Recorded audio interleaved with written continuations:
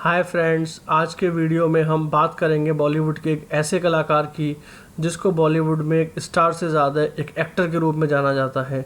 ऐसा एक्टर जो अपने हर कैरेक्टर में, अपने हर रोल में उस कैरेक्टर के अंदर इतना समा जाता है कि लोगों को ये समझ नहीं आता कि ये वही कलाकार है जिसने पिछली मूवी में कुछ अलग रोल किया था और आज ये इस रोल में उस कैरेक्टर के अंदर इतना शिद्दत से घुस गया है कि उसको उस कैरेक्टर से अलग कर पाना बहुत मुश्किल हो जाता है। तो वो एक्टर, वो स्टार, वो कलाकार जिसके बारे में हम बात कर रहे हैं, उनका नाम है नवाजुद्दीन सिद्दीकी। जी हाँ, नवाजुद्दीन सिद्दीकी, जिसको पूरे हिंदुस्तान ने, पूरे देश ने गैंग्स ऑफ वसेपुर के बाद माना कि ये प्रतिभा कहाँ छुपी हुई थी, ये कलाकार कहाँ छुपा हुआ था, जो बॉलीवुड को आज तक बॉलीवुड जिसको मिस कर रहा था, उसी नवाजुद्दीन सिद्दीकी के बारे में। तो हम नवाजुद्दीन के बारे में स्टार्ट करते हैं उनके होम टाउन से, उनके स्टार्ट से। तो नवाजुद्दीन सिद्दीकी यूपी से बिलोंग करते हैं। यूपी में, वेस्टर्न यूपी में मेरठ के पास एक छोटा शहर है मुजफ्फरनगर। उस मुजफ्फरनगर के एक छोटे से गांव, कस्बे बुढ़ाना के वो रहने वाले हैं।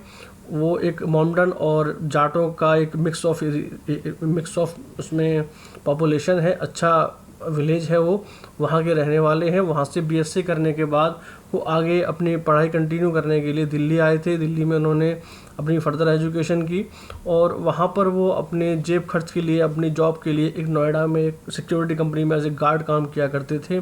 इसी बीच कहीं पे उनके कोई फ्रेंड सर्कल होगा जो उसे दिल्ली में थिएटर दिखाने के लिए ले जाया करते थे।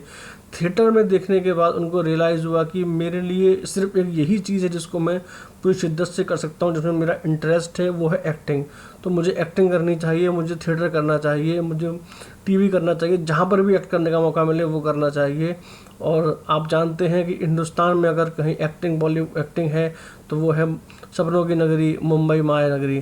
तो नवाजुद्दीन सिद्दीकी ने दिल्ली छोड़कर अपना रुख किया मुंबई की तरफ। वहाँ से उन्होंने नेशनल स्कूल ऑफ ड्रामा से एक कोर्स किया और उसके बाद बॉलीवुड में काम सर्च करना स्टार्ट किया। तो बॉलीवुड में किसी भी एक्टर के लिए, किसी भी नए कलाकार के लिए जो कि बॉलीवुड की इंडस्ट्री को बिलोंग नहीं करता है, किसी फैमिली को बिलोंग नहीं करता, उसके लिए काम पाना बहुत ही मुश्किल काम होता है। नवाजुद्दीन सिद्दीकी, जो कि दिखने में भी बहुत ही एवरेज लुकिंग एक्टर हैं, तो उनके लिए काम पाना और भी मुश्किल था। बट उनको जो भी मिला उन्होंने उसको एक्सेप्ट किया। उन्होंने अपना पहला जो ब्रेक मिला था उनका, वो मिला था 1999 में आई आमिर खान की super duper hit movie Sarfarosh में। सिर्फ 2 सेकंड का सीन था जिसमें कन्फ्रंटेशन सीन था आमिर खान के सामने। नवाजुद्दीन का एक चोर बने थे जिनकी पिटाई वो करते हैं। उस सीन में उन्होंने 4 सेकंड का रोल था, बट जितने इमोशनल वो लेकर आए थे वो बेहतरीन थे। शायद लोगों को उस समय जज नहीं कर पाए कि एक्टर कितना बड़ा एक्टर साबित होने वाला है, पर जो भी उनको रोल में उन्होंने अच्छे से प्ले किया।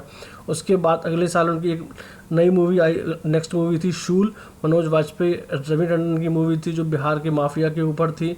उस मूवी में एक वेटर का रोल किया था उन्होंने, जिसमें मनोज वाजपेयी अपनी फैमिली, रवीना और अपनी बेटी को लेकर रेस्टोरेंट में खाना खाने जाते हैं, तो जो वेटर ऑर्डर लेने आता है उस कैरेक्टर को प्ले किया था नवाजुद्दीन सिद्दीकी ने। 5 या 7 सेकंड का रोल था मनोज वाजपेयी के सामने। वही मनोज वाजपेयी जो 2012 में गैंग्स ऑफ वसेपुर में उनके साथ लीड में थे। तो देखिए ट्रांसफॉर्मेशन, 99, शूल, वेटर, 2012, सिमिलर लेवल को एक्टर। तो हम बात करते हैं अभी शूल के बाद की। शूल के बाद से लेकर उनको छोटे छोटे रोल मिलने शुरू हुए और भी रोल मिलते रहे। 2003 में एक मूवी आई थी सुपर डुपर हिट, मुन्ना भाई MBBS, संजू बाबा और राजू हिरानी की पहली मूवी थी। उस रोल में अगर आपको याद हो तो एक जब सुनील दत्त संजू बाबा से मिलने के लिए आते हैं तो ट्रेन से उतरते हैं, स्टेशन पर कुछ लोग एक चोर को पीट रहे होते हैं। तो वो चोर जो पिट रहा होता है, जिसको सुनील दत्त साहब छुड़वाते हैं और उसको समझाते हैं कि तुम्हें चोरी नहीं करनी चाहिए, उस चोर का रोल प्ले किया था नवाजुद्दीन सिद्दीकी ने। आप लोग देखिएगा यूट्यूब क्लिप्स में पुरानी उस मूवी के वीडियो में, वहाँ नवाजुद्दीन आपको पहचान में आएंगे। इस तरह के छोटे छोटे रोल नवाजुद्दीन करते जा रहे थे। पैसे की आर्थिक तंगी से गुजर रहे थे, फिर भी वो हार नहीं मान के लगातार काम कर रहे थे। उसके बाद उनके ऊपर नज़र पड़ी अनुराग कश्यप की। अनुराग कश्यप खुद अपने आप में स्ट्रगलिंग थे। उन्होंने सत्या लिखी थी, शूल लिखी थी। उनको शायद उस एक्टर में कुछ टैलेंट दिखता था, जिसकी वजह से उन्होंने ब्लैक फ्राइडे में उसको एक छोटा सा करेक्टर दिया। ब्लैक फ्राइडे में अगर आपको याद हो तो असगर मुकादम का रोल है एक, जो कि दाऊद और जो याकूब मेनन के बड़े भाई टाइगर मेमन के लिए जो लिखा पढ़ी का अकाउंटेंट का काम करता था असगर मुकादम, उसका कैरेक्टर 2005 में आई मूवी ब्लैक फ्राइडे में नवाजुद्दीन ने किया था। पर अनफॉर्चुनेटली मूवी रिलीज़ नहीं हो पाई थी, काफ़ी बड़ी कंट्रोवर्शियल मूवी थी वो, तो इसलिए वो जो कैरेक्टर था, वो जो एक्टर था, वो पब्लिक के सामने नहीं आ पाया। उसके बाद छोटी छोटी मूवीज़ वो करते रहे। फिराक मूवी आई थी गुजरात राइट्स के ऊपर 2008 में, जिसको नंदिता दास ने डायरेक्ट किया था। उसमें एक हनीफ नाम का कैरेक्टर उन्होंने प्ले किया था। 2009 में एक और बड़ी कमर्शियल हिट मूवी आई थी न्यूयॉर्क, कबीर खान ने बनाई थी, जिसमें जॉन अब्राहम, कटरीना कैफ और नील नितिन मुकेश एक्टर थे। तो उसके अंदर भी एक जो मुस्लिम था जिसके साथ यूएस की पुलिस ने डिटेन करते हुए बड़ा बुरा व्यवहार किया था, ऐसा मुस्लिम का कैरेक्टर उन्होंने प्ले किया था। बहुत अच्छा सीन था। कबीर खान को लगा था कि इस बंदे में टैलेंट है, पर चूंकि कोई जानता नहीं था, इसलिए कोई भी डायरेक्टर उसके ऊपर हाथ नहीं लगाना चाहता था, रिस्क नहीं चाहता था। लेकिन तब तक शायद अनुराग कश्यप और नवाजुद्दीन के बीच में एक ऐसी बॉन्डिंग बन चुकी थी उनको, और अनुराग कश्यप ने नवाजुद्दीन को ये प्रॉमिस कर रखा था कि जिस दिन मेरे पास ऐसा मौका आया कि मेरे पास कोई ऐसा रोल हुआ जिसमें मैं तेरे को फिट कर सकता हूँ, तो मैं लीड रोल में तेरे को साइन करूँगा। उस समय एक सब हवाई बातें लगा करती थी। नवाजुद्दीन को पता था कि ऐसा पॉसिबल नहीं है, कि ना कभी ऐसी मूवी आएगी, ना कभी ऐसा रोल आएगा कि मेरे को एज ए लीड कैरेक्टर उसमें कोई रोल मिलेगा, क्योंकि कमर्शियली नवाजुद्दीन से कोई जानता भी नहीं है, उसको लीड रोल मिलना ऑलमोस्ट इम्पॉसिबल था। खैर चलिए, ये सब बातें होती रहीं। उसके बाद अगली मूवी 2008-9 में आई थी पीपली लाइव। 2010 में पीपली लाइव आई थी। आमिर खान की छोटा सा कैरेक्टर था उनका, जर्नलिस्ट का। लोगों ने काफ़ी सराहा था। कहीं ना कहीं बॉलीवुड इंडस्ट्री के अंदर वो थोड़ी अपनी पैठ बना रहे थे, लोगों ने पहचानने लगे थे।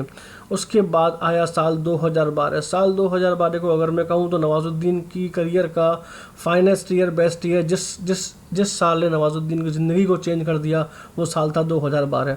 साल की शुरुआत होती है फिल्म कहानी के साथ। 2012 की पहली सुपर डुपर हिट मूवी, जिस मूवी को बनाया था सुजॉय घोष ने। मेन कैरेक्टर जो उसमें मेन एक्ट्रेस थी वो थी विद्या बालन। बहुत ही अच्छी सस्पेंस थ्रिलर मूवी थी।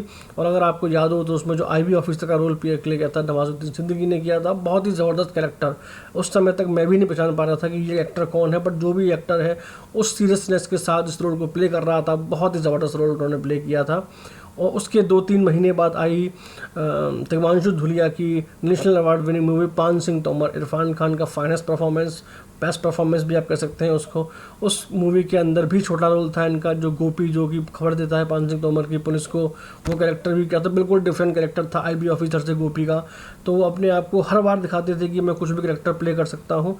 और उसके बाद आई उनके करियर की एकदम, जो उसने करियर को उनके 0 से लेकर 100 पर ले गई, वो मूवी थी gangs of Wasseypur. Gangs of Wasseypur जो कि कैंस में डायरेक्टर कट में गई थी। लोगों ने उसको वर्ल्ड वाइड एक्लेम किया था, उसके अप्रिशिएट किया था। जब उसका फर्स्ट पार्ट आया तो मनोज वाजपेयी ने अपनी एक्टिंग से दिखा दिया कि वो कितने बड़े एक्टर हैं।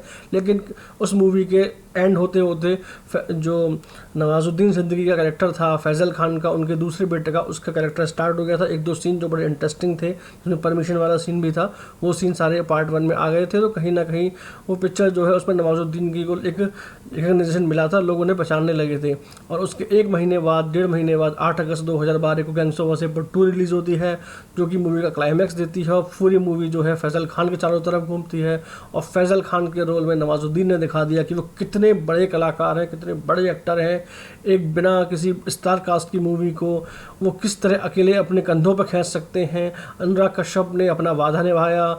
उनको जब वो कहानी मिली जिसमें वो नवाजुद्दीन को फिट कर सकते थे, नवाजुद्दीन ने को जब उन्होंने ऑफ़र दिया वो रोल, नवाजुद्दीन उस समय अपने गांव में थे। नवाजुद्दीन का इंटरव्यू मैंने देखा था जिसमें वो बताते हैं कि मैं अपने गांव गया हुआ था, मेरठ के पास मुजफ्फरनगर। मेरे पास फ़ोन आता है अनुराग कश्यप का कि कहाँ हो। मैंने बोला अपने गाँव में। बोला मुंबई आ जाओ, मेरे लिए तुम्हारे पास एक रोल है एज ए लीड एक्टर का। उसे विश्वास नहीं हुआ था उस टाइम, लेकिन जब मुंबई पहुँच के उसने वो कैरेक्टर प्ले किया और 2012 में जब वो मूवी आई, तो उसके बाद वो कल्ट मूवी एक बॉलीवुड के इतिहास में लिखी जा चुकी है। और गैंग्स ऑफ वासेपुर ने सब कुछ चेंज कर दिया। नवाजुद्दीन जिसे कोई जानता नहीं था, आज बॉलीवुड का सबसे बड़ा स्टार बन चुका था, सबसे बड़ा एक्टर बन चुका था। उसके बाद तो आप सब जानते हैं, मैं ज़्यादा बताने की ज़रूरत नहीं है। गैंग्स ऑफ वासेपुर के बाद उन्होंने तलाश की, किक में सलमान खान के संग कमर्शियल मूवीज स्टार्ट की। आज तक सलमान खान के सामने कोई दूसरा कैरेक्टर एक्टर सस्टेन नहीं कर पाता, लेकिन किक मूवी ऐसी मूवी है जिसमें सलमान खान के होने के बावजूद पब्लिक को जो नवाजुद्दीन का कैरेक्टर था उसका बहुत पसंद आया, बहुत तारीफ हुई। उसी का परिणाम ये है कि उन्होंने दोबारा सलमान खान के संग कास्ट किया गया। कबीर खान जिन्होंने एक छोटा सा रोल दिया था न्यूयॉर्क मूवी के अंदर, उनको एक मेजर रोल मिला बजरंगी भाईजान के अंदर, और उन्होंने फिर प्रूफ कर दिखाया कि वो कोई सा भी कैरेक्टर हो, कमर्शियल हो, पैरेलल हो, आर्ट हो, उसको कितनी शिद्दत के साथ प्ले करते हैं। बजरंगी भाईजान में सबने देखा।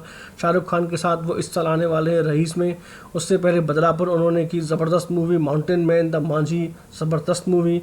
अब सबसे बड़ी जिस मूवी का मैं खुद पर्सनली वेट कर रहा हूँ वो मूवी है रमन राघव 2.0। ये मूवी साल 2016 की गर्मियों में आनी है, कांस डायरेक्टर्स कट में सेलेक्ट हो चुकी है, और सबसे बड़ी बात है इस बार फिर अनुराग कश्यप हैं और नवाजुद्दीन सिद्दीकी हैं।